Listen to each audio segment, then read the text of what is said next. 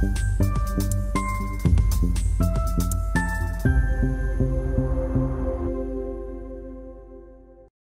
selamat pagi. Selamat datang kembali di Irfan Belajar IT. Pada kesempatan kali ini, saya mau mengupdate materi mengenai Node.js. Jadi, kita sama-sama belajar Node.js kembali. Namun sebelumnya, ketika kita menggunakan Node.js, yang perlu kita ketahui adalah JS-nya itu sendiri. Jadi, JS itu singkatan dari JavaScript. Kita harus paham terlebih dahulu bagaimana cara menggunakan JavaScript dan cara menulisnya ya. Termasuk di Node.js ini dia bekerja sebagai asinkronus, jadi kita juga harus sedikit mengenal mengenai asinkronus JavaScript and XML atau sering disingkat dengan Ajax, dan notation objeknya namanya JSON, JavaScript Object Notation gitu.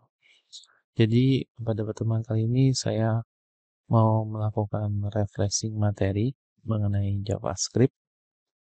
Ada beberapa hal yang perlu kita ketahui sebelum kita masuk ke Node.js, refreshing ke Node.js ya. Yang pertama itu sintaksis dasarnya.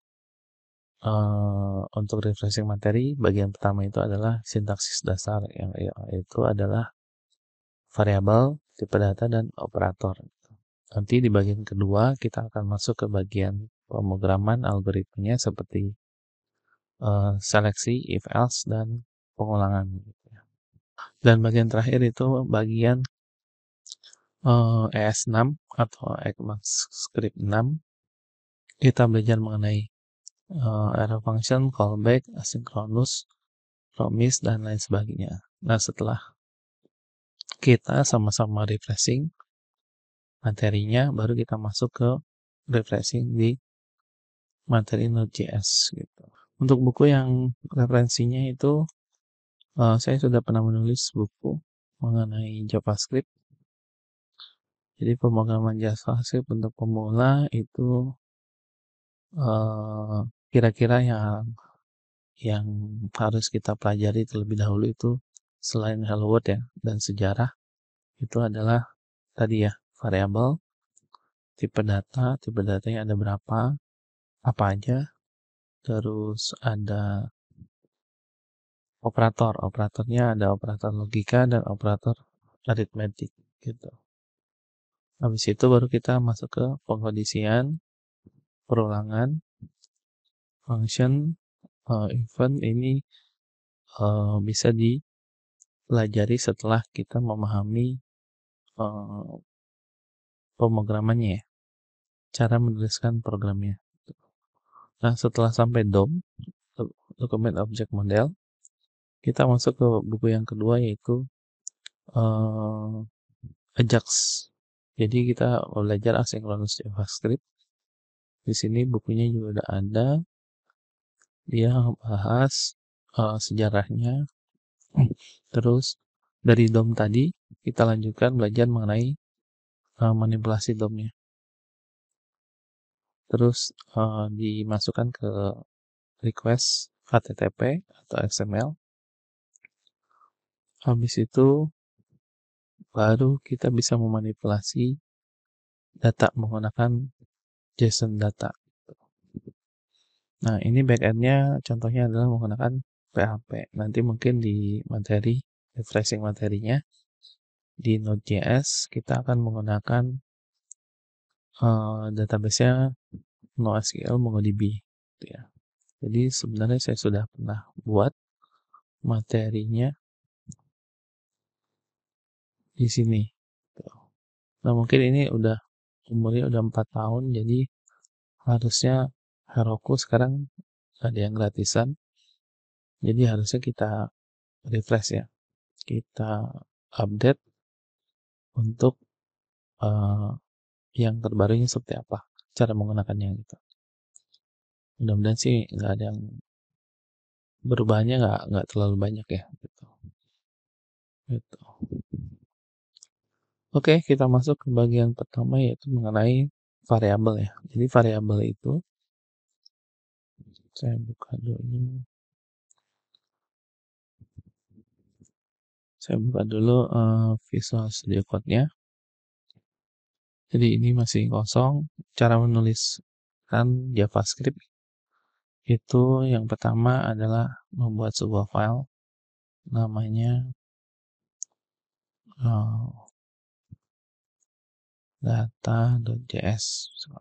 Ini udah langsung akan dikenali dengan file JavaScript ya. Gitu. Nah, cara panggilnya itu biasanya dipanggil di HTML. Jadi di HTML ini bikin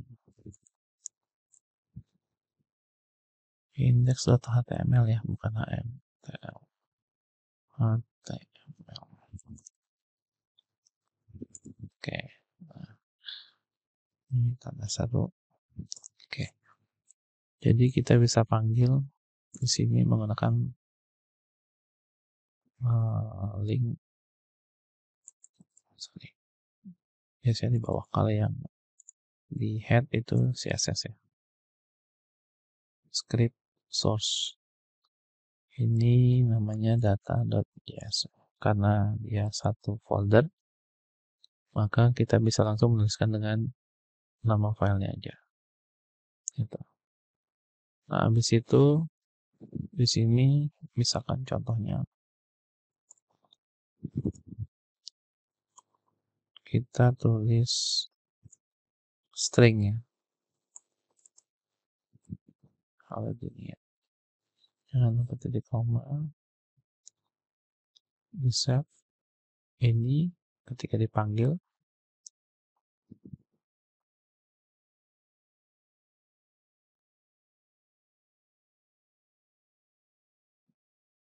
nah ini kosong, kita lihat konsolnya. Nah ini ya, ada halo dunia gitu. Dari data .js di line 1 gitu ya. Terus kita juga bisa menuliskan dengan tag script.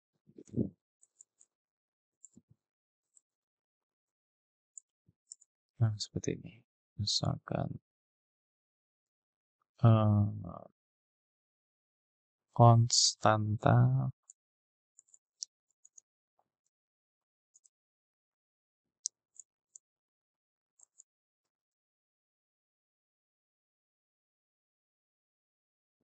terus console.log halo. Jadi halo ini nama variabelnya konstan. Jadi dia tidak bisa dirubah. Gitu. Kita coba lihat di sini. Nah, di sini ya. Halo dunia, halo konstanta. Gitu. Kenapa konstanta duluan? Karena di sininya duluan ya. Script ini yang akan dijalankan, baru kemudian yang ini. Itu adalah dasar pemrograman yang dijalankan secara sekuensial. Gitu. Terus kita juga bisa menuliskan secara real time di bagian konsol ini di browser. Misalkan mau tambahin angka gitu, 1. Ini number ya, tipe datanya number 2,3,2, berarti tipe datanya desimal gitu. Terus tipe data kita lihat ada berapa. Saya nggak akan bahas semua, tapi yang penting-penting aja ya. Tipe data mana ya? Ini ya. Tipe data primitif string. String itu dimulainya dengan menggunakan petik 2, petik 1, dan tambahan untuk di bagian string ada yang namanya interpolation string atau template string gitu. Jadi kalau 2. Oke. terus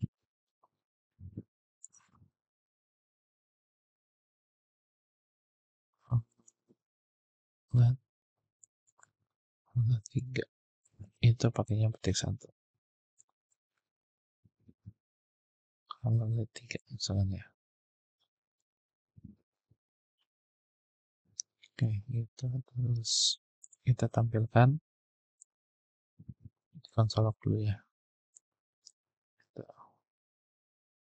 Kita lihat di sini halo LED 3, halo LED 3, halo dunia gitu ya. Jadi ini semua adalah string. Oh, sorry. Ini karena saya pakai IntelliSense, jadi dia di update ya.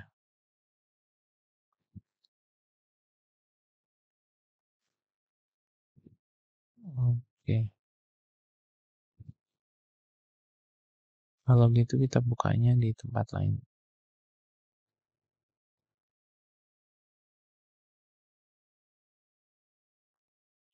Kita bukanya di sini karena lihat kalau 4 sama dengan kalau 4 titik koma.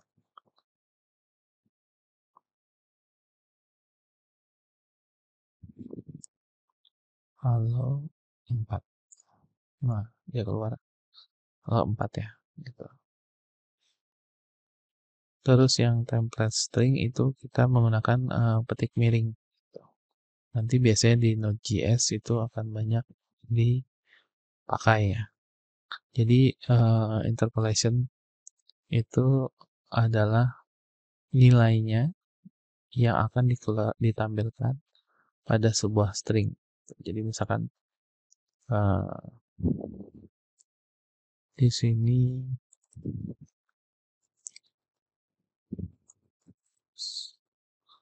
1,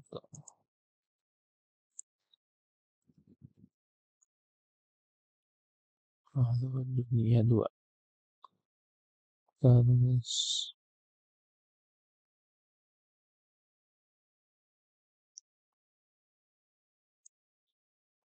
tes 2 sama dengan dolar tes 1 tambah halaman dunia 2. Ini ya harusnya.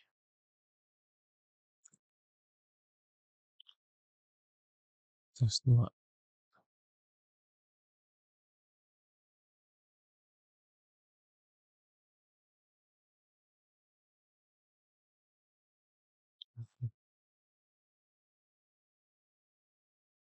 Ini nggak baca. Oke. Baiklah.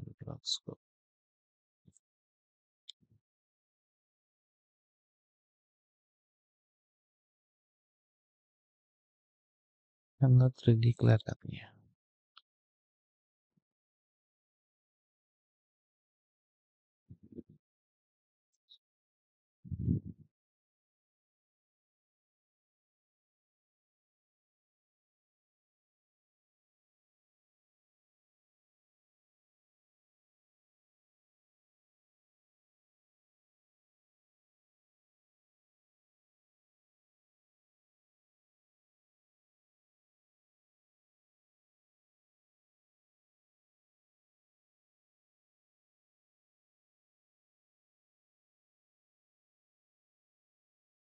Harusnya kayak gini ya.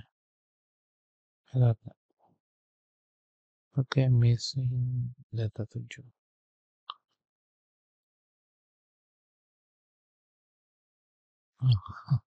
Sebentar ya. Oke. Jadi template string itu pakainya petik miring ya tadi ya.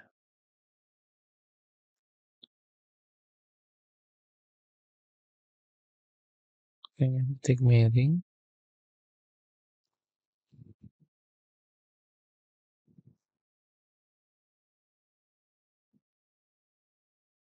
Di sini, nah, nah, save, gitu. Jadi kalau ini kan dianggapnya satu string, namun yang ada di sini kita menuliskannya, nanti yang keluarnya adalah yang ini. Coba ya. Nah, itu ya. Jadi Halo Dunia 2 ditambah tes 2 gitu. Karena yang dikeluarkan adalah isinya. Isi dari tes 1 ini. Gitu. Nah, itu namanya adalah interpolation string atau sering disebut dengan template string. Gitu. Untuk manipulasi string ada banyak dan mirip seperti kita saat menggunakan bahasa pemrograman C ya. Ada substring, concatenate, ada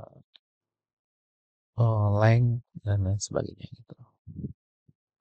Nah, biasanya kan kalau kita mengenal JavaScript, biasanya untuk melakukan perubahan secara dinamis, interaksi dengan user gitu. Jadi biasanya script-script ini bukan ditampilkan di konsol log ya, tapi ditampilkan di bagian HTML, menggantikan uh, isi dari sebuah tag HTML yang mana. Itu namanya adalah DOM ya, Document Object Model. Oke. Terus kita harus tahu cara membedakan antara penggunaan let yang ini dan penggunaan variabel. Jadi kalau var halo dunia 4 ya. Terus di sini tes 3 saya ganti jadi halo dunia 5. Oke, kita cek sini. Halo dunia 4, halo dunia 5. Bisa ya? Terus kalau misalkan sekarang kita pakai LED.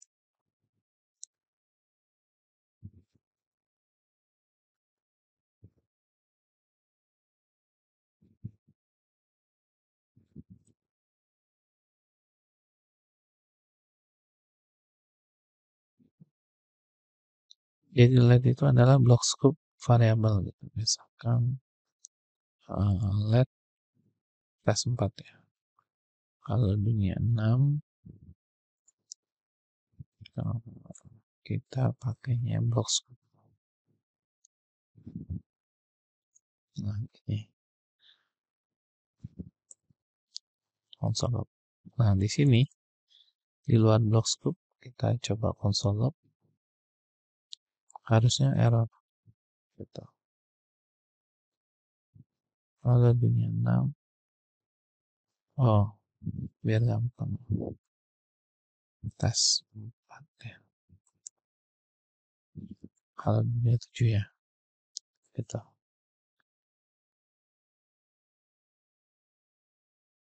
Oh, masih bisa ya? Kalau dunia 7.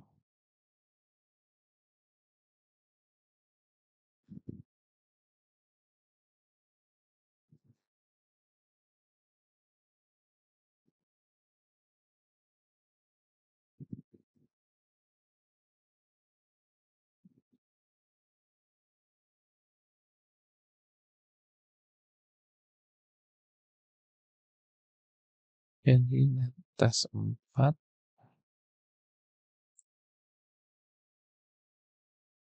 terus di sini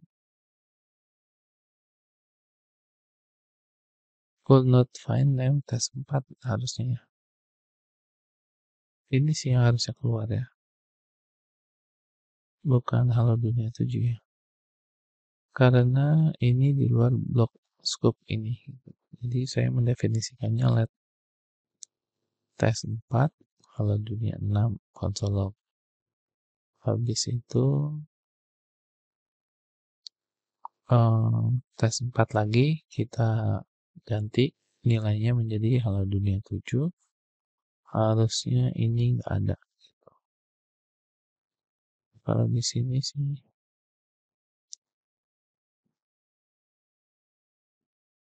jalan ya,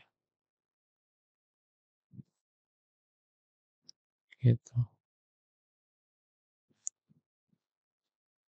Harusnya nggak jalan sih. Oh,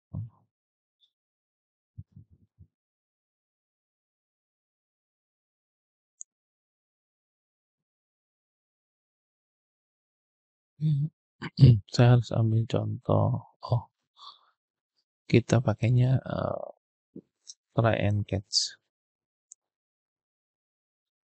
Saya bikin baru ya. Variable. Oke, oke. Habis ini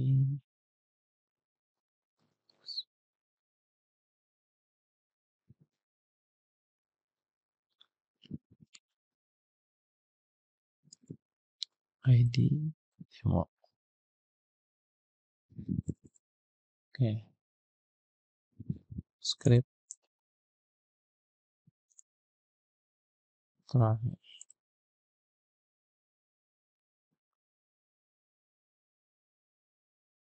Oke. Nah, ini saya mau pakai LED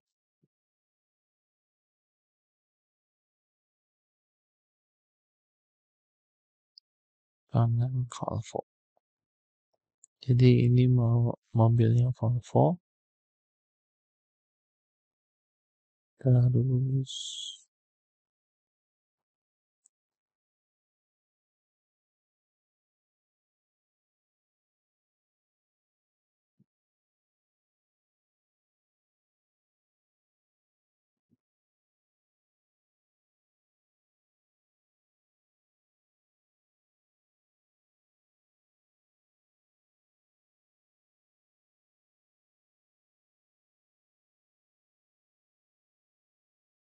oh ini Konsanta ya.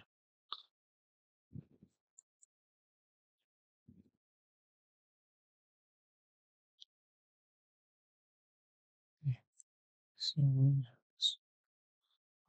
kayak gini ya. Oke, ini saya buka.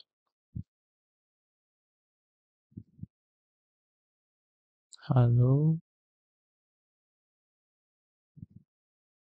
dengan ya. Halo, terus konsol.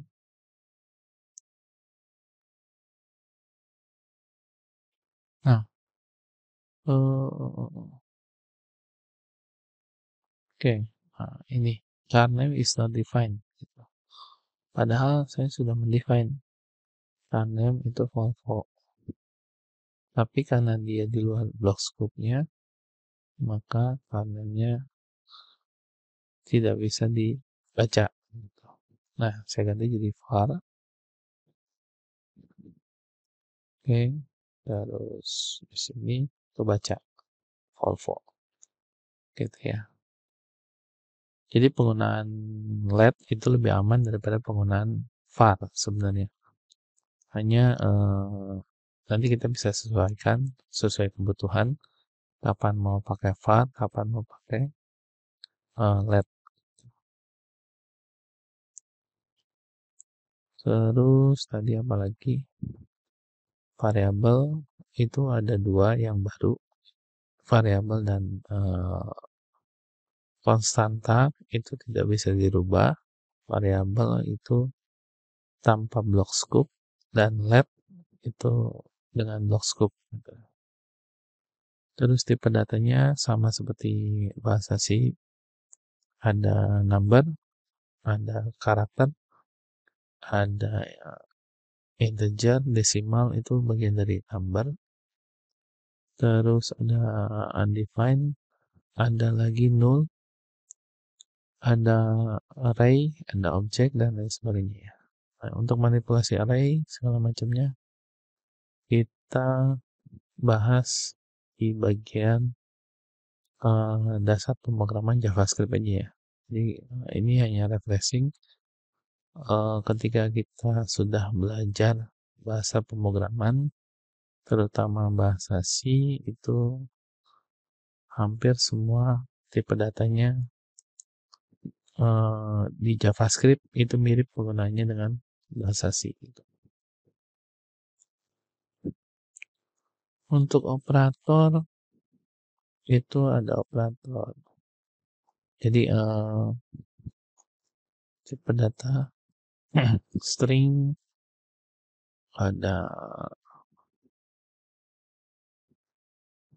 Nah, ini kalau mau menuliskan tanda petik atau quotes itu menggunakan backslash ya, supaya tampil di layar.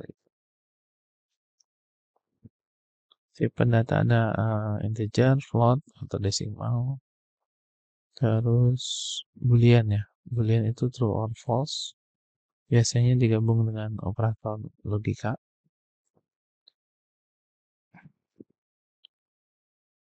Null, undefined, sama simbol. Jadi kalau undefined itu tipe datanya yang belum didefinisikan ya. Misalkan var aku. Nah, var aku ini belum tahu isinya apa. Jadi kalau kita cek type of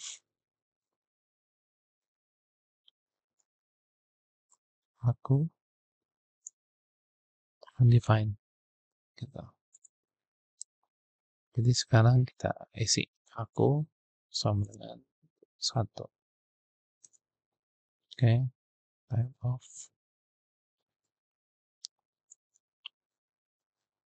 aku. Nah, sekarang tipe datanya udah berubah jadi number gitu. Kayak gitu ya. Terus operator itu 1 tambah 1 tambah 1 sama dengan 2. Itu operator tambah kurang kali bagi ya. Tidak ada yang aneh dari operator ini. Terus ada mode 5, mode 2 itu 0. Oh, sorry. 5 mode 2 itu 1 ya. Terus 1 sama dengan 1 itu hasilnya true. Ini operator aritmetiknya ya. 1 dan 1 hasilnya 1 1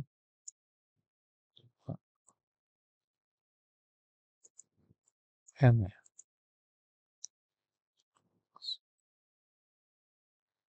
Oh, hasilnya kosong ya. 1 dan 1 hasilnya 1 1 or kosong hasilnya 1 kosong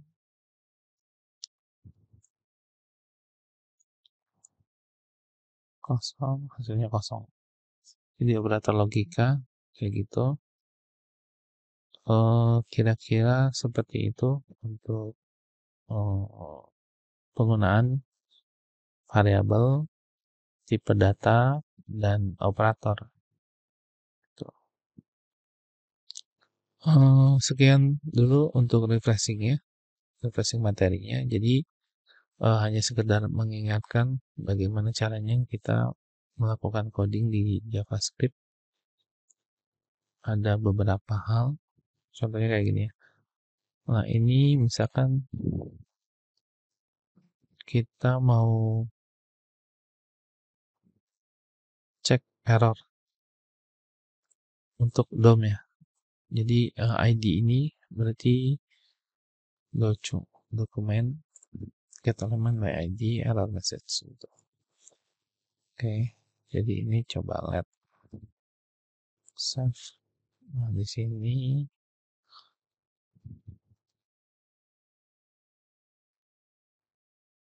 variabel ya.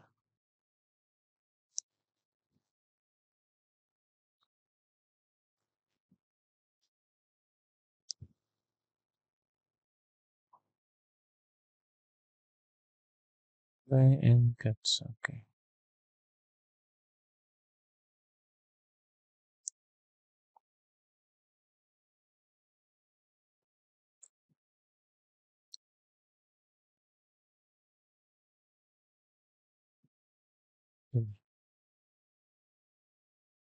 Nah, ini baru kelihatan. Cannot access kernel before initialization. Contohnya gitu ya.